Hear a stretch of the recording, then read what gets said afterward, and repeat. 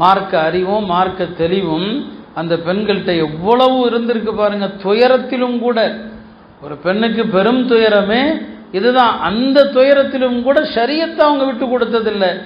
எப்போதுமே ஷரியத்தை அவங்கள்ட்ட ஹயாத்தா இருக்கும். இன்னைக்கு நமக்கு அப்படி இல்லை. நம்ம சந்தோஷத்திலையும் ஷரியத்தை மூத்தாக்கிறோம். ஒரு திருமண வீடா தொழுகை இல்லை, எந்த பேணுதலும் இல்லை. ஒரு டூர் போனா தொழுகை கிடையாது, ஷரியத்து மூத்தா போயிடுது. துன்பமா மௌத்து வீட்லையா ஷரியத்தை பேண்டதில்லை. சத்தமிட்டு அழுகிறோம், ஓலமிட்டு அழுகிறோம். யாராவது இறந்தால் கூட கண்களிலிருந்து கண்ணீர் வரலாம் என்று பெருமானார் சொன்னாங்க. அதுக்கு தடை இல்லை. ஆனால் வாயிலிருந்து வார்த்தைகள் வரக்கூடாது. வார்த்தைகள் வந்தால் சொன்னாங்க இந்த நாவுக்காக அல்லாஹ் தண்டிப்பான்னு சொன்னாங்க. அழலாம், அது மனிதனுடைய இயல்பு, உள்ளத்திலிருந்து வருகிற இரக்கம், அது அழலாம். பெருமானாரும் அழுதாங்க தான். ஆனால் வாயில் வரக்கூடாது அல்லாஹ் இப்படி செஞ்சுட்டானே, அல்லாஹ் அப்படி செஞ்சுட்டானே, எங்களுக்கு நீங்கள் தானே எல்லாமா இருந்தீங்க. இது புலம்பல். இதை தடுத்தாங்க, ஹராமாக்குனாங்க. அருமையானவர்களை, இன்னைக்கு எங்கேயும் மகிழ்ச்சியிலும் ஷரியத்தில், துன்பத்திலும் ஷரியத்தில். அந்த காலத்து பெண்கள் எல்லா நிலைகளிலும் ஷரியத்தை கடைபிடித்தாங்க. தாய்மார்களே, இந்த அளவுக்கு நம்முடைய நிலைமை, இந்த உலக வாழ்க்கை, ரசூல் ஸல்லல்லாஹு அலைஹி வஸல்லம் சொன்னது போல உம்ரு உம்மதி மின் 60 இலா 70, என்னுடைய உம்மத்துடைய ஆயுள் காலம் என்பது 60லிருந்து 70க்குள்ள தான். இந்த உம்மத்துடைய ஆயுள் காலம் அவ்வளவுதான். அதுவும் இந்த காலத்தில் எவ்வளவு சிறிய வயது மரணங்கள் இல்லையா? வாலிப வயதில் மரணம், திருமணத்திற்கு முன்னால் மரணம், திருமணமாகி கொஞ்ச நாளில் மரணம், குழந்தை பருவ மரணங்கள், நடுத்தர வயது மரணங்கள் என்று இப்போ அதுவும் குறைஞ்சு போச்சு. கியாமத்து நெருங்க நெருங்க இன்னும் அதிகமாக மௌத்துகள் ஏற்படும் என்று ரசூல் ஸல்லல்லாஹு அலைஹி வஸல்லம் சொன்னாங்க. அதான் இப்போ நடந்துட்டு இருக்குது.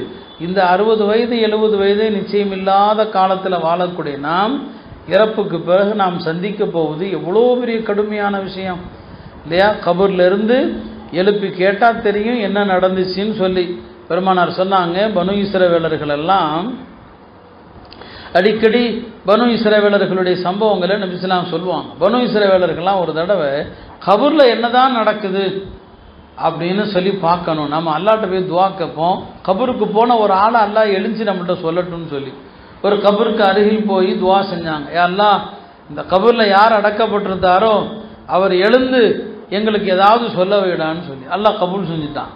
திடீர்னு பார்த்தா அவர் எஞ்சிக்கிறார், கபூர்லேருந்து எஞ்சிட்டார். கபூர்லேருந்து எழுந்தவர் சொன்னார், நான் 100 வருடங்கள் ஆகிவிட்டது இறந்து, இன்னும் மரண நேர கஷ்டங்கள் என்னை விட்டு விலகவில்லை, மரண நேர துன்பம் என்னை விட்டு விலகவில்லை, நான் நல்ல நிலைக்கு திரும்ப நீங்கள் துவா செய்யுங்கன்னு சொல்லிட்டு கபருக்கு போயிட்டார். ஈசா அலைஹிஸ்ஸலாம் இடத்துல அவங்க இறந்தவர்களையும் உயிர்ப்பிக்கிற ஆற்றல் அல்லாஹ் கொடுத்தான். அல்லாஹ்வுடைய உத்தரவால் எழுந்துருன்னா எஞ்சிருவாங்க.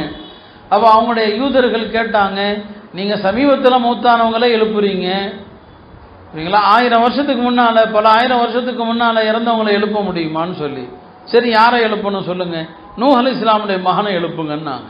நூஹ் அலைஹிஸ்ஸலாமுடைய மகன் அவர் என்னங்க சாம், ஈசா அலைஹிஸ்ஸலாம் அந்த கபருக்கு வந்தாங்க. அவருடைய பேரை சொல்லி அல்லாஹ்வுடைய கட்டளையால் எழுந்துருன்னு சொன்னாங்க. அவர் எஞ்சிட்டார். எழுந்தால் அவருடைய முடியெல்லாம் கருப்பை வெள்ளையாக இருக்குது. முடி வெள்ளையாகிறது அவங்கள்ட்ட இல்லை, அவங்கள்ட்ட கிடையாது.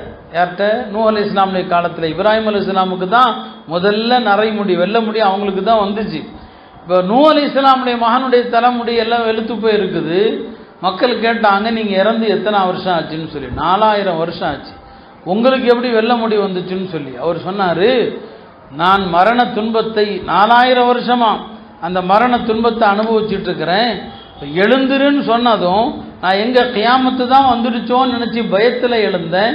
அந்த பயத்தில் இந்த தலை தாடி முடியெல்லாம் நரைச்சி போச்சுன்னு சொன்னார்.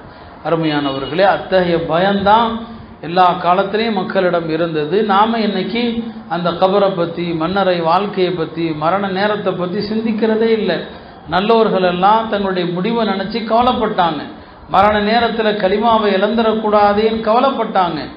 அவங்க அவ்வளோ நல்ல அமல்கள் செஞ்சும் கூட. ஹசன் பசரி அவர் பெரிய இமாம், பெரிய பற்றற்ற மனிதர், பெரிய ஆபிது, வணக்கசாலி.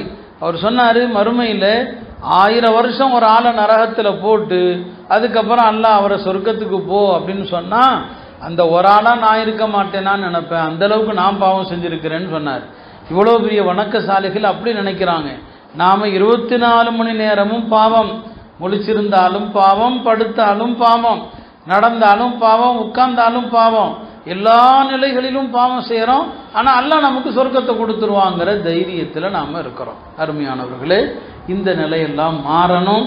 நல்ல ஒழுக்கமான கற்பொழுக்கம் உள்ள பெண்களாக, பாவங்கள் செய்யாத பெண்களாக ஒரு சமுதாயத்தினுடைய பெண்கள் மாறிட்டாங்க, எல்லாமே சீராயிடும். பெண்கள் கையில் தான் ஒரு சமூகத்தினுடைய நன்மை தீமை எல்லாமே இருக்குது.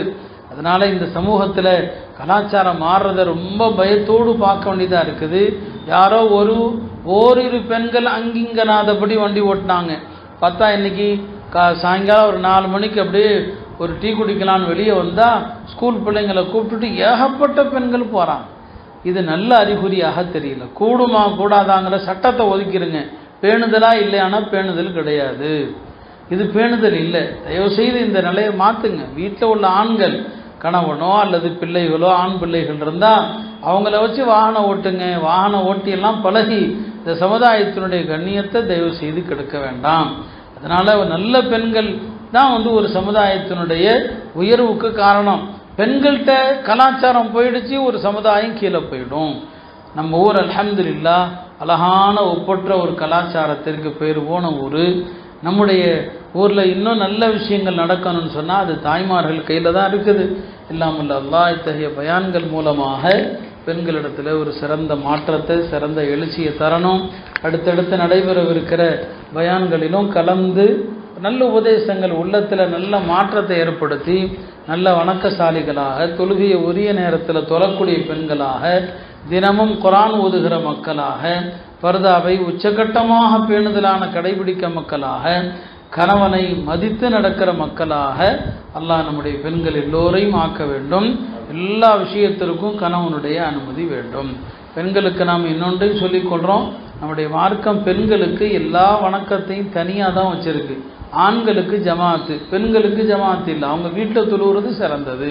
இந்த பயான்களுக்கு ஒரு நிர்பந்தம். பெண்களுக்கு சில சட்டத்தை சொல்கிறதுக்கு கூப்பிட்றோம். அதுவும் சொன்னால் கணவன் அனுமதித்தாதான்.